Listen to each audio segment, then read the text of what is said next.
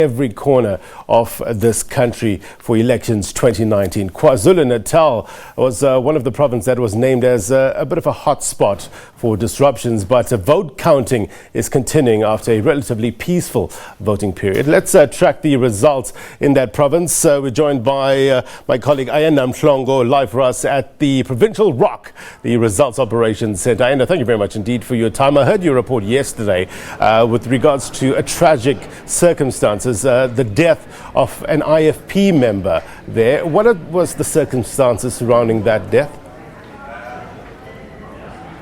Yeah, very good morning to you, Blaine. Certainly an incident that has somewhat marred the elections, or in that particular area of Greytown where the incident happened. The statement that was issued by the IFP yesterday, Blaine, said that it seemed to have started with an altercation of some sort inside one of the voting stations in Ward 1 in Greytown. It then spilled over outside, resulting in the death of Mthokozisi a member of the IFP. Of course, they are requesting, the police are investigating, and the IFP has urged the police, saying that there were people around, there should be information, and also in their statement calling on the ANC to also assist the police in the investigation. We don't know as yet, Blaine, who the suspect is, whether in fact from reading from the statement from the IFP, whether or not it means that the suspect is a member of the ANC, but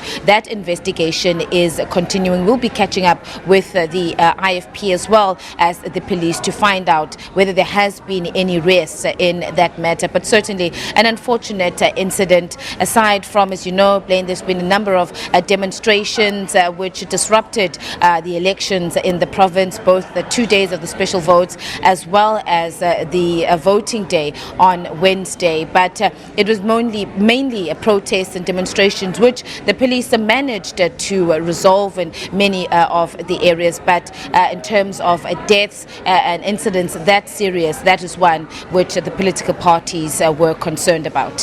Ayanda, how's vote counting progressing in your province?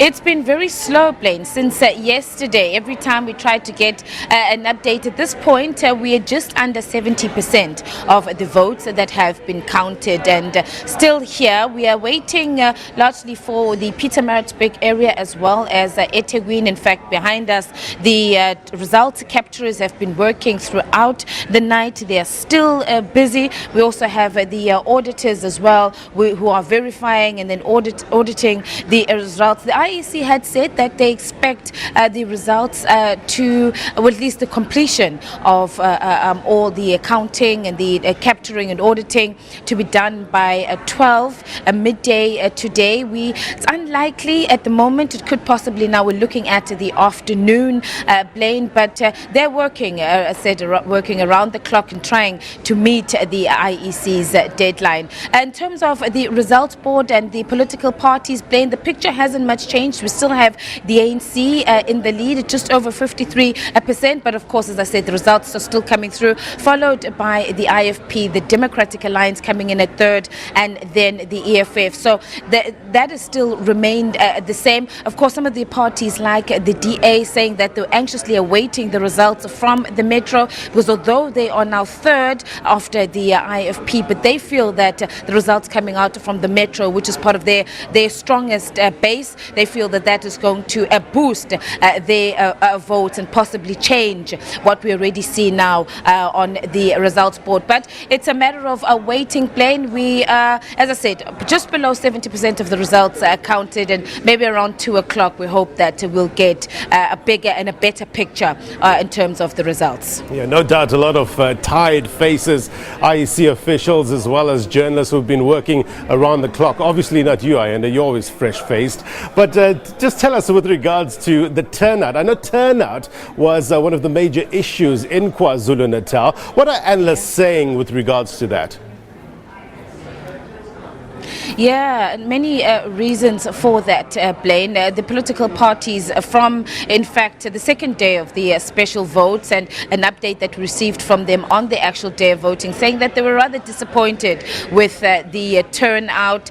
Many of the voting stations, people trickling in. Now, in some areas, Blaine, we had obviously the service delivery protests, the demonstrations where people said outright that they were going to boycott these elections and they were not going to vote. There were areas of concern as well raised by some parties that they were delayed as a result. Because of the delays, some people had wanted to go and cast their votes, but because of their demonstration and fear for their lives. We also understand there was even some threats, SMSs and WhatsApp messages that were going around in certain communities, threatening people not to go to the polls. And so there was a little bit of disappointment. In fact, a lot of disappointment. We spoke yesterday to the DA, we spoke to the IFP as well as the ANC, saying that they're really disappointed by the protests, which then in fact denied those people that wanted to go out and exercise this very important democratic right of theirs to vote, that people were denied that right by those that had decided to protest on that day. And Blaine, you know, the political parties, particularly here in KwaZulu-Natal, saying there still needs a lot in terms of voter education, that this has been a lesson from them, that moving forward now there still has to be a lot of voter education. They need to get down to the grassroots and speak to the communities that on voting day, protests, it's not the way to get your grievances across on a day that is so important, that will result in individuals then denying others this important right of theirs to go and vote. So disappointment from many of the political parties here, Blaine, in that respect, that they feel more people would have voted in KwaZulu-Natal had it not been for those protests. Thank you very much indeed for your reporting. Let's leave it there. Ayanda Mhlongo, live for us in the port city of Durban. Thank you very much indeed.